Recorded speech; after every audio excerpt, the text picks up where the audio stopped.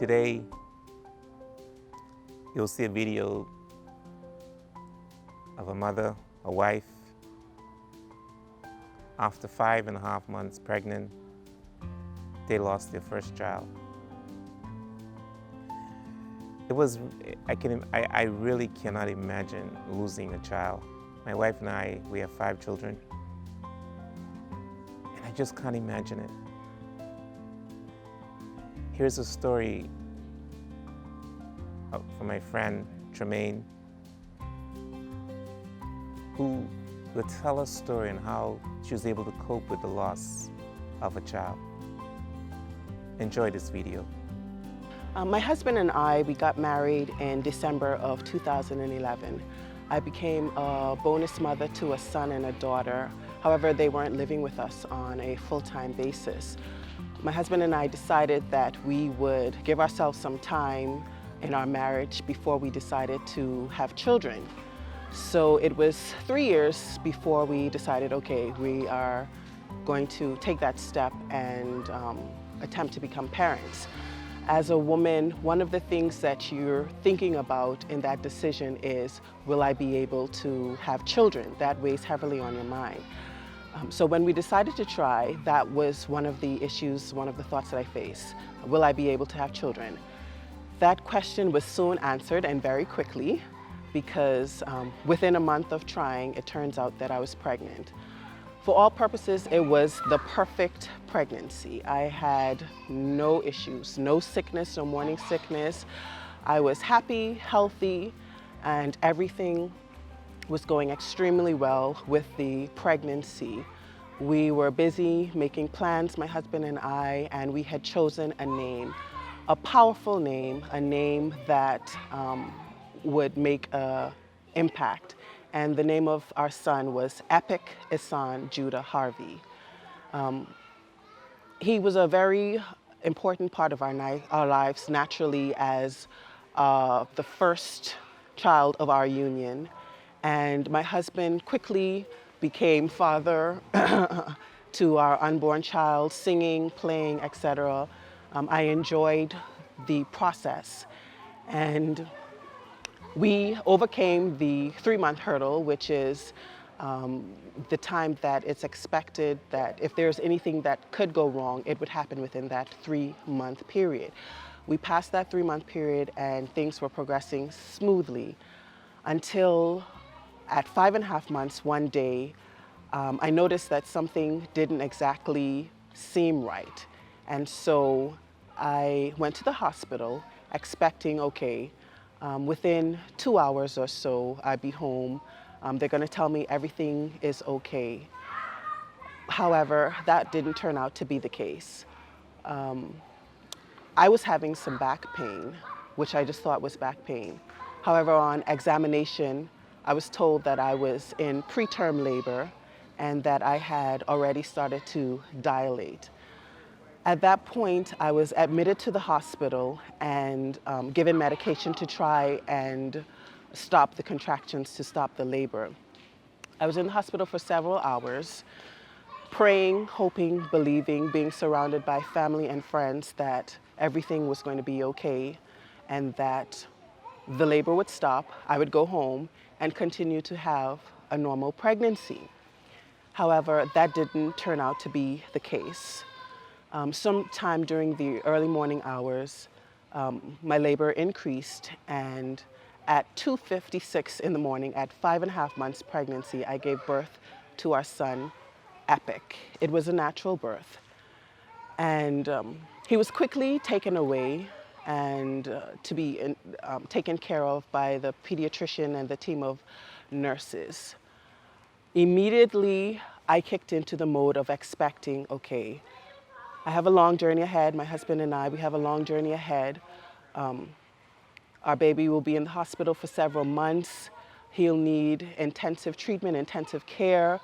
There may be some delays with his development, but we're going to be okay. We're going to get through this. And I'm going to go home with my baby. Maybe not today, but eventually I'm going to go home with my baby. After the delivery and the baby was taken away, I got cleaned up, and immediately I was like, okay, I'm ready to see my baby. So the nurses prepared me to go and see my baby. I was put in a wheelchair, and just as I was about to be taken to see our baby, my husband and I, the pediatrician came with the baby wrapped in a towel. He was still living, he was still breathing, and she put him in our arms and she said, "There's nothing that we can do for him." We held him for about half an hour, and we inspected every part of his body to try and capture all of the memories. We took photos. For me, it was important that I take photos of him in every position that I could possibly take photos of him in, because I wanted to relive and hold on to the memories of him. However, after about half an hour, he died in my husband's and I arm. The aftermath of that was extremely traumatizing because it was unexpected. It was nothing that I was prepared for, and I was having the perfect pregnancy. So it was, where does this come from? In everything that you read in all the baby websites as a new first-time mother, nothing hinted to or said that, okay, this would be a possibility at 5.5 months pregnant.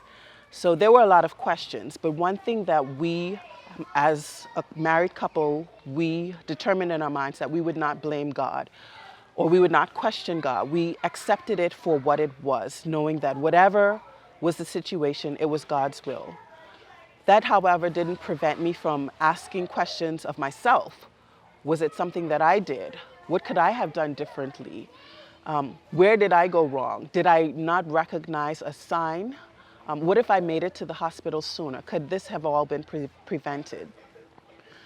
Those days were very dark days. However, my husband and I, we drew together as a couple.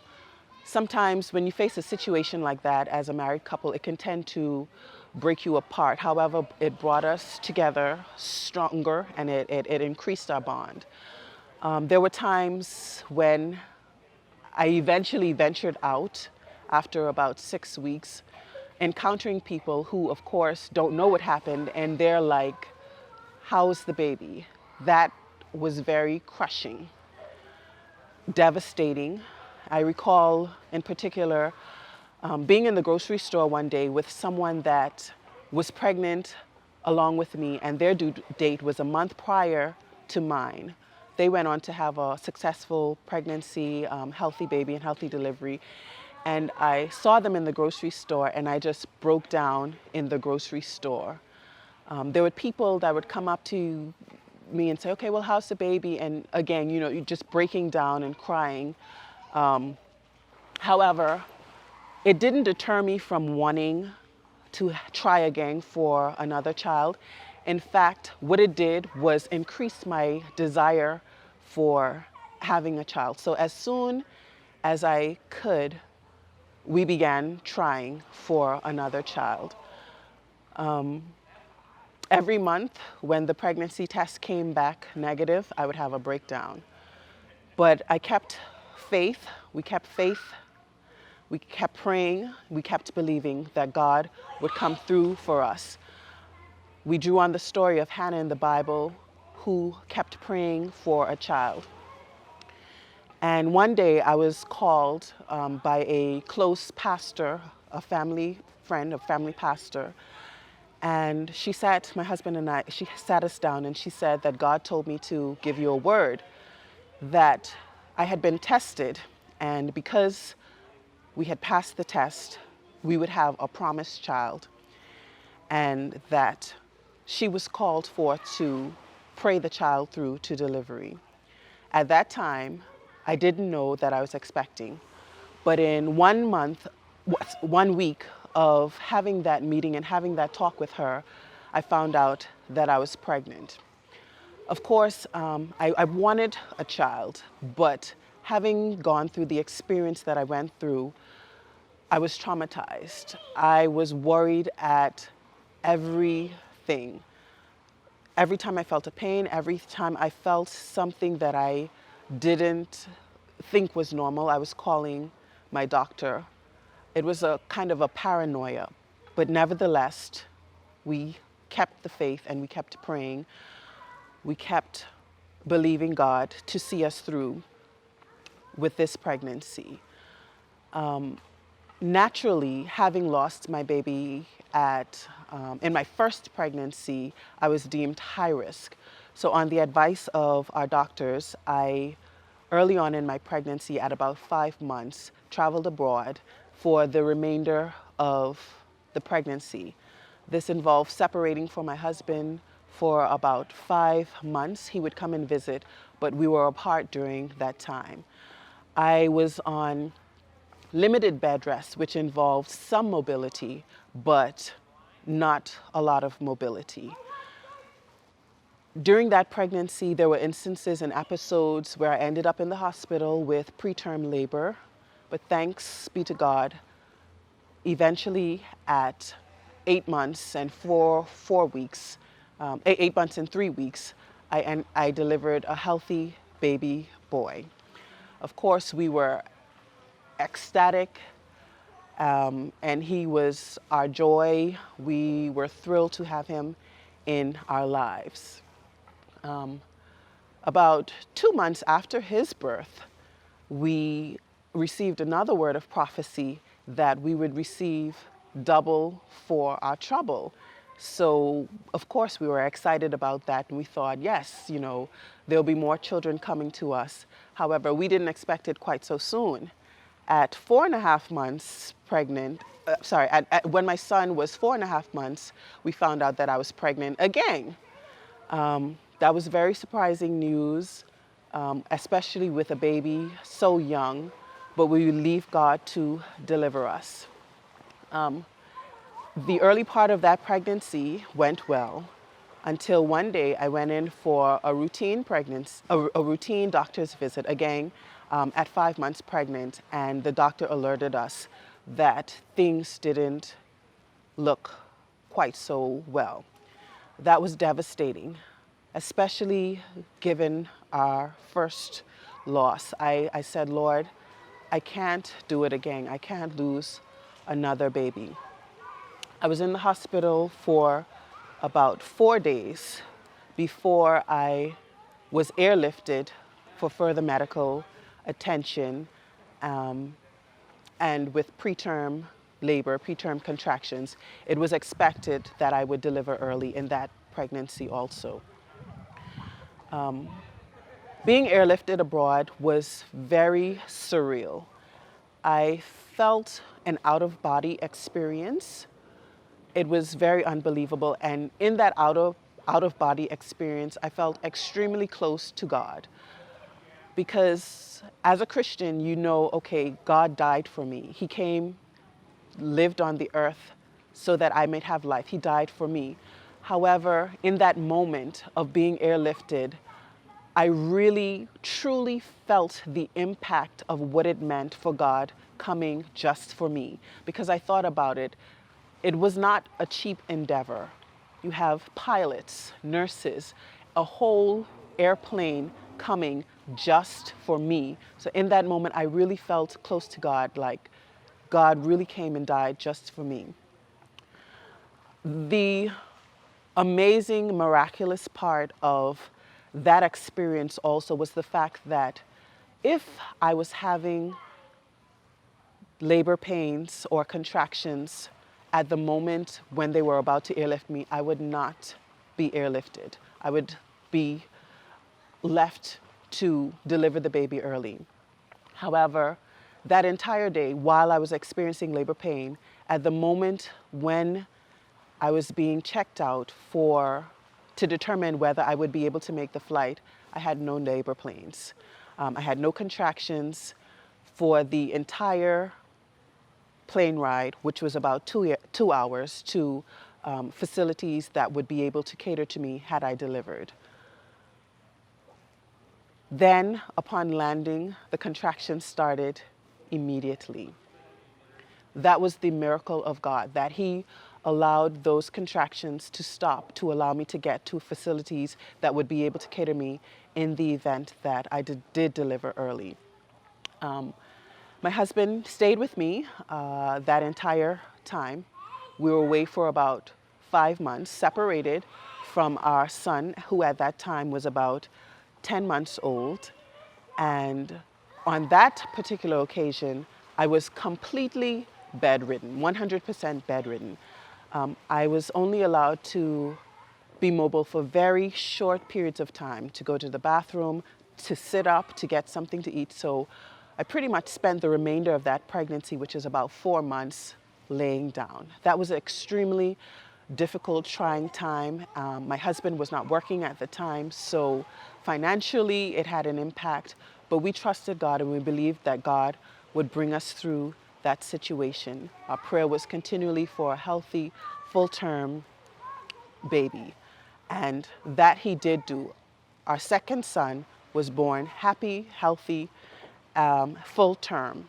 So now we have 2 bouncing baby boys who are hyper energetic, and we know that God's hand is on their life. We know that there's a purpose for them. There's a purpose for all of the pain that we endured, and we use it as a ministry. After having the first loss, a very close couple, married couple of ours, went through the exact same situation that we did in losing our child. We received a call one night in the wee hours of the morning that they too had lost their child. It was a boy. And at that time, my son had been, he'd passed for about 3 months at that point.